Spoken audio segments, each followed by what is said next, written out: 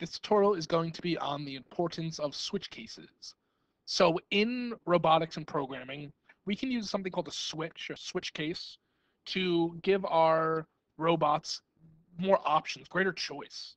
So for instance, if I wanted to say, when this button is pressed, move the robot forward, I would have to use a switch case because I'm giving it two states. I'm giving it on and an off, a true and a false. So first thing we're going to do when you use switch cases most of the time is drag a loop out. Then next to the loop, if you hover, it says switch. Drag that out. So now we have a switch case inside of a loop. Now, switch cases, they can do multiple things. I happen to be using a sensor right now, a touch sensor, but you can do brick buttons, colors, all sorts of things. So I'm going to use the touch sensor. And notice the default state. So the default state is right here. It just so happens that on our push button right there, when we're not pressing the button, it's a 0. When we hold that button or press it, it becomes 1. So I'm saying the default state is 1, which that means that if we have a 1, what should it do?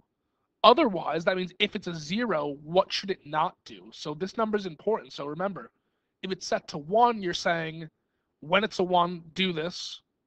When it's not a 1, when it's a 0 down here, do this. So I basically want to control my robot. I want to move it using the push button right now. So I'm going to say if it's a 1.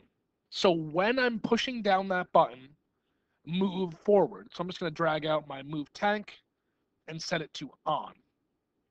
That was easy. So when the push button is pushed down showing 1, then it should move forward. Because the check means true, it means on, it means positive. The X means false, off. Don't do that. So when it's a 0, it should just not move, off. So we just gave our robot a choice there. So if I hit the play button right now, you're going to see me move the robot using the push button. So that was very easy. So take a look at this. So switch cases are important. Think of the check and the X as an on-off switch in a light. So on is check, off is the X, okay? So there's tons of options here. You're going to have to play around and see what you can do with all this stuff.